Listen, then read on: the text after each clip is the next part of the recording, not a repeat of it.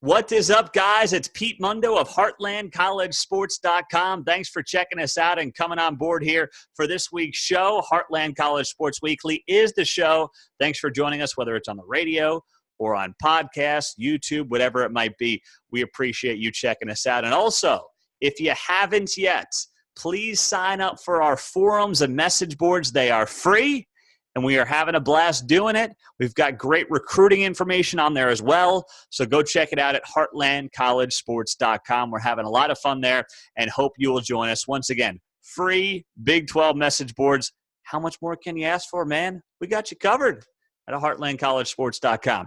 Let's have some fun this week. It's kind of that still slow summertime, but let's get right into it. Our top 10 non-conference games in the Big 12 Conference this fall.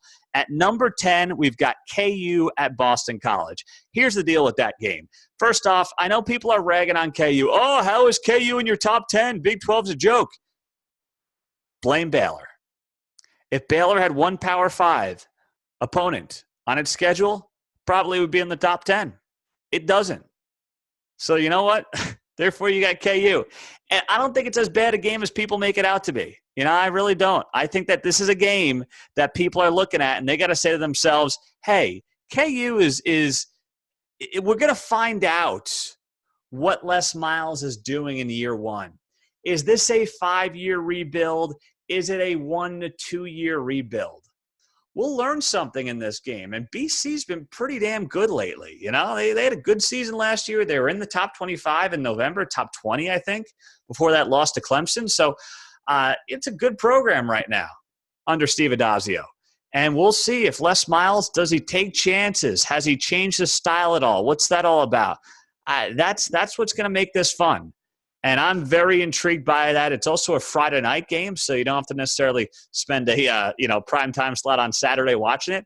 I'm all in on this KU-BC game at number 10. Knock me all you want, but I'm all in on that. At number 9, Oklahoma at UCLA. Jalen Hurts, can he be the third straight OU quarterback to win a Heisman Trophy? We'll learn more about that in this game. For Chip Kelly, it's year 2 of a rebuild. You know, OU blew him out last year in Norman. This one is at UCLA.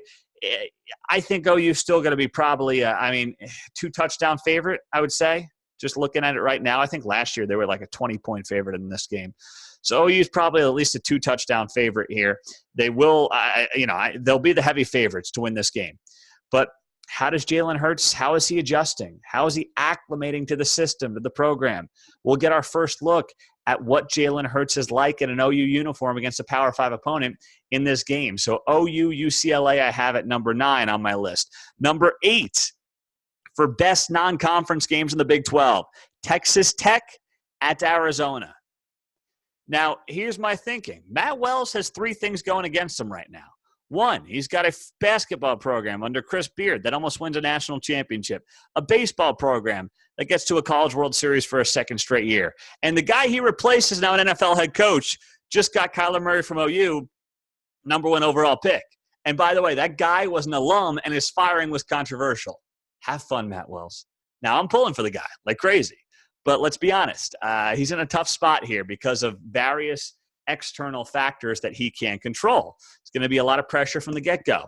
He goes to Arizona. Khalil Tate, Kevin Sumlin, of course, Big 12 storyline there. Big 12 ties there. That's interesting in and of itself. So this game, Alan Bowman, we're going to find out. Was Alan Bowman just a Cliff Kingsbury product and protege like so many, or can he be a quarterback under somebody else, a real Power 5 legitimate quarterback under somebody else? We'll find out. It's going to be fun to follow and fun to watch that one unfold. All right, number 7 on our list of top 10 non-conference games in the Big 12. We got this one here for you. West Virginia, NC State. If you recall last year's game, rained out, Hurricane Florence. I always wonder if that game kind of threw off West Virginia a little bit, a la the Iowa State, Northern Iowa game getting lightninged out early in the season. That kind of threw off the entire month of September for the Cyclones. Not saying that happened necessarily for West Virginia. The early part of the season was not their problem. But, interesting to see how things might have been different had that game been played. Two programs went 9-4, I think it was, and 8-4 respectively. 9-5, 8-4. They both were in that same ballpark, and now they're both replacing their quarterback. Austin Kendall, man. I mean, is this guy the 4-star prospect he was out of high school, or is he a guy that hasn't played football in 4 or 5 years? That's the storyline. And getting to see him, by the way, West Virginia is one of 2 schools in the Big 12 with 2 games on this list. That's very interesting as well. But specifically to this West Virginia game against NC State, it's the second of the Power 5 non-conference games for the Mountaineers. So it'll be a chance to see in front of the home crowd, second Power 5 game, has Austin Kendall knocked off some of the old cobwebs that he might have had the first couple of weeks. Very interesting storyline there. And, of course, you got a new head coach in Neil Brown, home crowd, Power 5 opponent. It's going to be a lot of fun. Number 6 for best non-conference games in the Big 12 this fall, Oklahoma and Houston. Hello, Dana Holgorsen. The old dog is back in the Big 12. Dana Holgorsen thought he could run away from the Big 12 because he was too big of a wimp. He thought he couldn't win in Morgantown, win titles there. All right, fine. Go to the AAC. Go, put your tail between your legs. Go to the AAC. And, you got to play a Big 12 opponent off the bat. What a coincidence, huh? That Tom Herman game from 2016 feels like a lifetime ago, does it not? Tom Herman upsetting OU. Bob Stoops was still the coach for the Sooners. Baker Mayfield, that game feels like an eternity ago based on how things have changed just across the college football landscape, but especially with those two programs. So this will be fun. OU, Houston, high-flying offenses. Houston's defense is horrific. So if Jalen Hurts is not comfortable by then, he will be comfortable in this game. OU will put up 50 points easy, but you just have some great storylines. With Houston, of course, always wanting to be in the Big 12, not getting the invite, having that chip on their shoulder. Tom Herman beating them a couple of years ago when he was head coach there. Jalen Hurts, Lincoln Riley, Dana Holgorsen, just good storylines all around there, giving OU Houston number 6 on our list.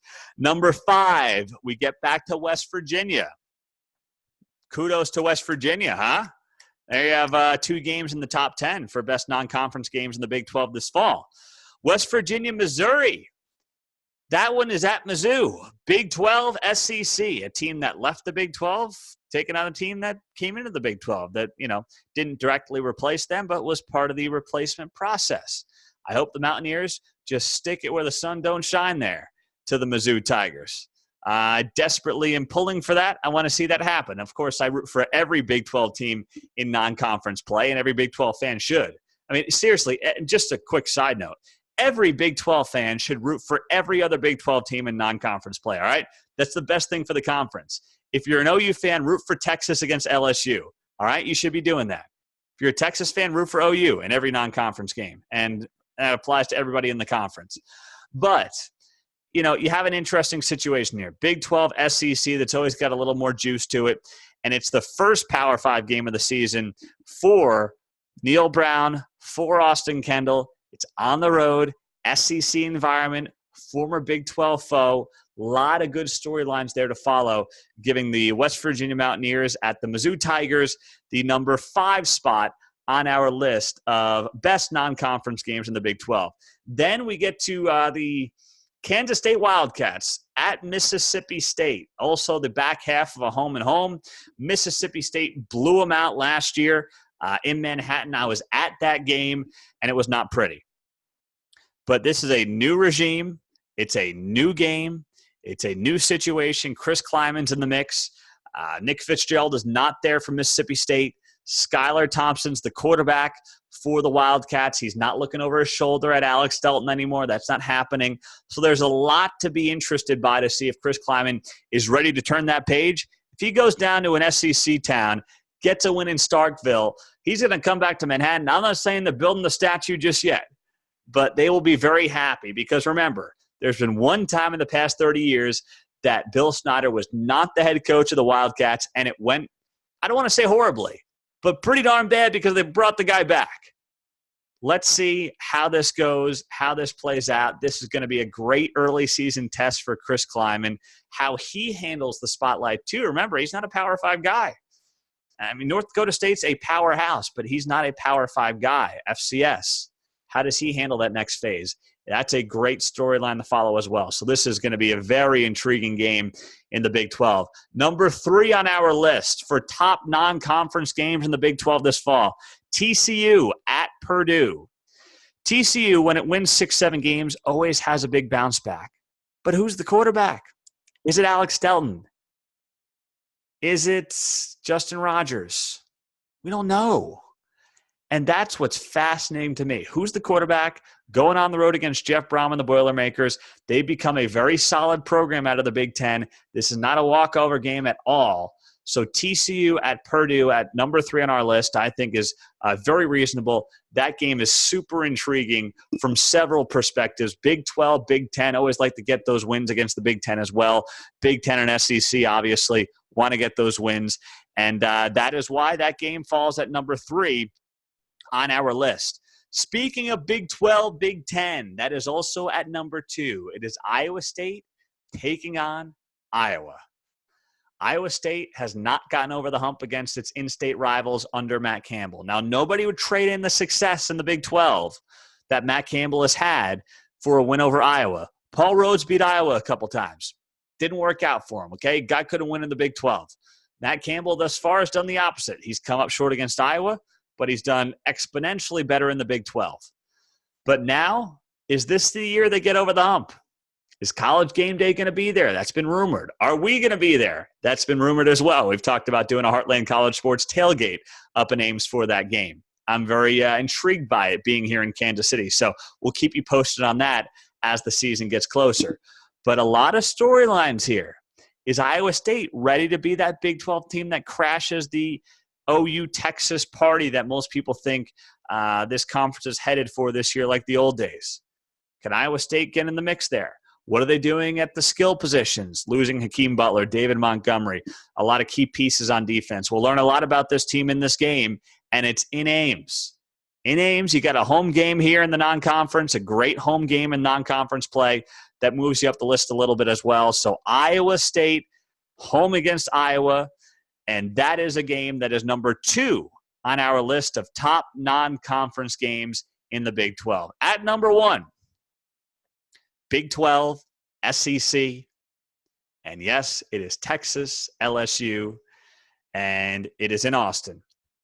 That is as good as it gets, all right? You get to take down potentially and slay an SEC West behemoth.